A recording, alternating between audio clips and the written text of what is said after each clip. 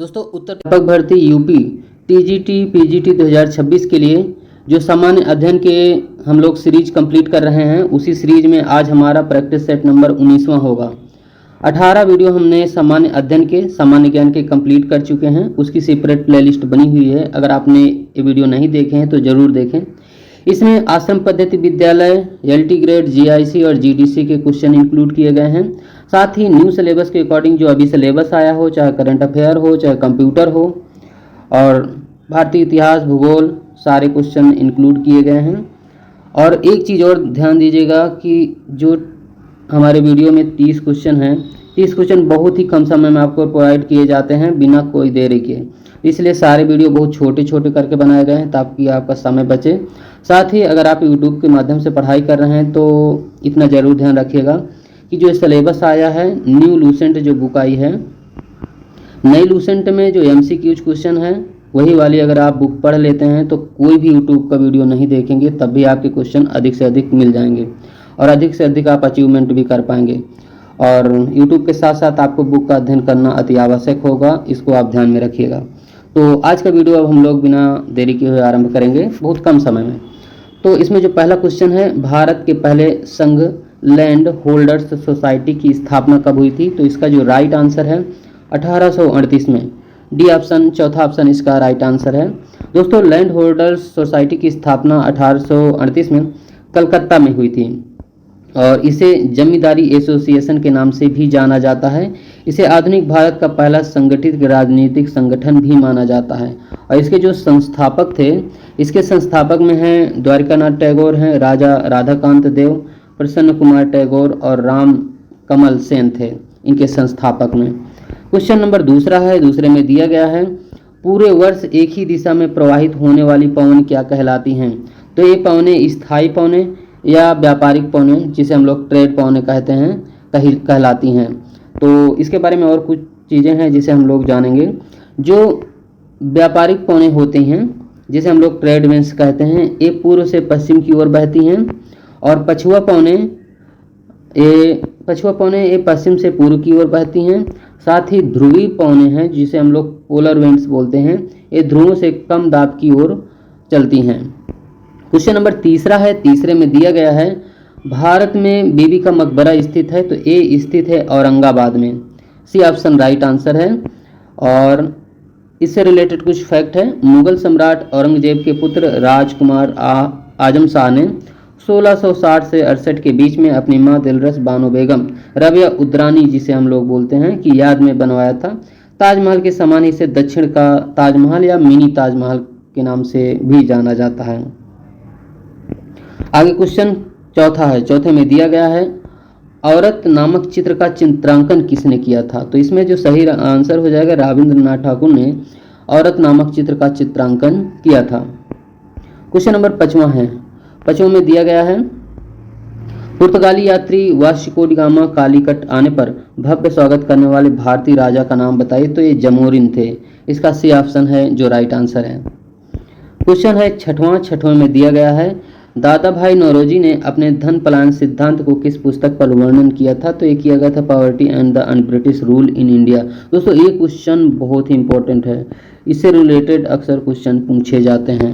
Question number 7वां है, 7वें में दिया गया है औपनिवेशिक भारत में भारतीय विधवाओं के लिए शारदा सदन स्कूल की स्थापना किसने की थी? तो ये किया गया था पंडित रमाबाई जी के द्वारा, डी ऑप्शन राइट आंसर है। दोस्तों शारदा सदन है जो जिसकी स्थापना हुई थी 11 मार्च 1889 में मुंबई में की गई थी और इसकी स्थापना की थी पंडित रमाबाई। मुख्य रूप से इसका उद्देश्य था भारतीय बाल विधवाओं को शिक्षा देना और उनको आश्रय प्रदान करना। क्वेश्चन नंबर 8वां है, 8वें में है सेवानिवृत्त ब्रिटिश अफसर ने भारतीय राष्ट्रीय कांग्रेस की स्थापना में अहम भूमिका निभाई थी? तो इसका राइट आंसर है ए.ओ. ह्यूम, इसका डी ऑप्शन राइट आंसर है। क्वेश्चन नंबर 9 है, 9वें में दिया गया है खिलाफत आंदोलन किसको अपमानित करने के खिलाफ विरोध करने के लिए प्रारंभ किया गया था? राइट आंसर है तुर्की ए खलीफा, इसका करेक्ट आंसर है।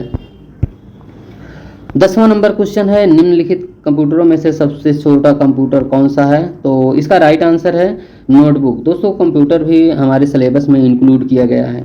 दिए गए विकल्पों में सबसे छोटा कंप्यूटर क्या है? नोटबुक। या छोटे आकार के लैपटॉप को आकार के होते हैं, लैपटॉप को नोटबुक भी कहा जाता है। वर्तमान में तेजी से प्रचलित हो रहे हैं टैबलेट, पीसी अब इसका स्थान ले रहे हैं।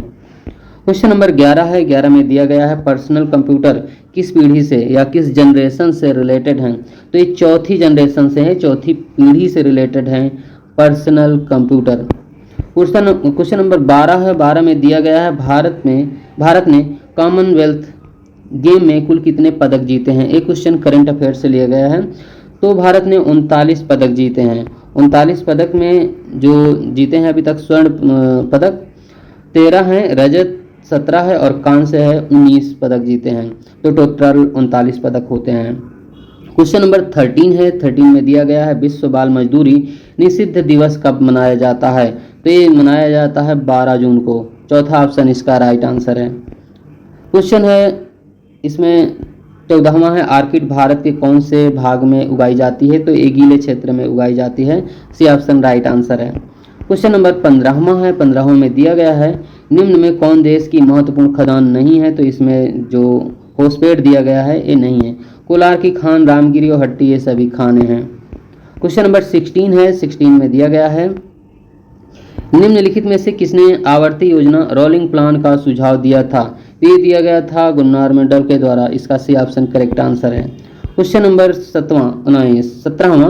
17वां में दिया गया है निम्नलिखित में से किसने 1944 में गांधी योजना दी थी? गांधी योजना देने वाले थे S N. Agarwal. B option correct answer है। क्वेश्चन नंबर है 18वां में दिया गया है भारत सरकार ने ई शिक्षा को बढ़ावा देने के लिए 4 प्रमुख डिजिटल पहल की शुरुआत की। निम्नलिखित में से कौन सा इस पहल का हिस्सा है? तो इसका सही आंसर है विकल्प डी सही है। डी में जो दिया गया है इसमें विकल्प सभी सही हैं। तो इसमें स्वयं प्रभा, राष्ट्रीय अकादमिक डिपॉजिटरी, तो सभी इसके आंसर राइट आंसर है। क्वेश्चन नंबर 19 है। 19 में दिया गया है डेयरी किस आर्थिक गतिविधि के क्षेत्र के अंतर्गत आता है? तो ये आता है प्राथमिक क्षेत्र के। इसका भी ऑप्शन राइट आंसर है।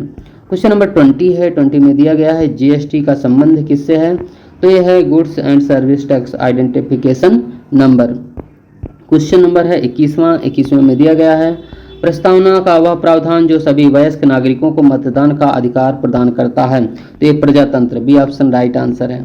क्वेश्चन दिया गया है 22 में है निम्नांकित में कौन सा मूलभूत अधिकार नहीं है? तो संपत्ति का अधिकार है जो मूलभूत अधिकार नहीं है। क्वेश्चन नंबर है 23वां में दिया गया है कोई व्यक्ति भारतीय नागरिक नहीं होगा यदि वह स्वेच्छा से दूसरे देश की नागरिकता ग्रहण कर चुका हो। क्वेश्चन नंबर है 24 में दिया गया है जिला कलेक्टर का पद कब बनाया गया था? तो ये 1772 ईस्वी में जिला कलेक्टर का पद बनाया गया था। 26 नंबर में है भारतीय संविधान के अनुसार मध्यवर्ती स्तर पर पंचायतों का गठन ऐसे राज्य में नहीं किया जा सकता जिसकी जनसंख्या निम्नलिखित में से किससे अधिक न हो। तो ये 20 लाख इसका राइट आंसर है। डी ऑप्शन करेक्ट आंसर है। क्वेश्चन नंबर 26 है। 26 में दिया गया है खराब गुर्दे वाले रोगियों पर प्रयुक्त डायलिसिस प्रक्रिया किस सिद्धांत पर काम करती? तो ये विसरण सिद्धांत पर काम करती है। इसका पहला ऑप्शन राइट आंसर है। एक क्वेश्चन इसके पहले वाले किसी सेट में भी हमने प्रोवाइड किया है इसके पहले। क्वेश्चन नंबर 27 में है एक मृत कोशिका जो कि कोशिकीय अजैव पदार्थ संग्रह करती है क्या कहलाती है? तो ये कहलाती है आइडियोब्लास्ट, विचित्र कोशिका। इसका भी दूसरा ऑप्शन राइट आंसर है। क्वेश्चन दिया गया है 28 नंबर में है सिरके का रासायनिक नाम क्या होता है? तो ये एसिटिक एसिड है। दूसरा ऑप्शन राइट आंसर है। 29 नंबर क्वेश्चन है। 29 में है टेलीविजन प्रसारण के लिए रखी गई आवृत्ति आमतौर पर होती है। तो आमतौर पर होती है 30 से लेकर 300 हर्ट्ज तक। आगे क्वेश्चन है 30 एंड लास्ट क्वेश्चन है भारतीय वैज्ञानिक एवं भौतिक विज्ञान के प्रोफेसर ने संगीत के क्षेत्र में अपने गहरे प्रभाव के कारण 1921 में लंदन की रॉयल सोसाइटी के समक्ष तार संगीत उपकरणों में सिद्धांत शोध प्रस्तुत किया था। तो सीवी रमन जी के द्वारा ये शोध प्रस्तुत किया गया था। दोस्तों ये वीडियो आपको 10 मिनट के अंदर आपको प्रोवाइड किया गया है। 30 क्वेश्चन 10 मिनट के अंदर आपको इसी तरह सारे क्वेश्चन मिलेंगे। आपका समय बहुत कम बचेगा। बहुत सारे वीडियो आपने गौर किया होगा कहीं भी कि 30 क्वेश्चन को प्रोवाइड करने में समय अधिक लगेगा। अगर आप अधिक से अधिक नंबर प्राप्त करना चाहते हैं तो यूट्यूब से रिवाइज कीजिए प्रैक्टिस सेट यहाँ से कहीं से भी, लेकिन बुक को अध्ययन करना अति आवश्यक है, खासकर न्यू लूसेंट जो आई है MCQs, और उससे भी हमने ये जो क्वेश्चन प्रोवाइड किए जा रहे हैं उसी से भी कुछ क्वेश्चन लिए गए हैं और प्रीवियस पेपर से, तो लूसेंट के सारे क्वेश्चन आपको मिल जाएंगे। दोस्तों आज का वीडियो यहीं तक, पूरा वीडियो देखने के लिए बहुत बहुत धन्यवाद।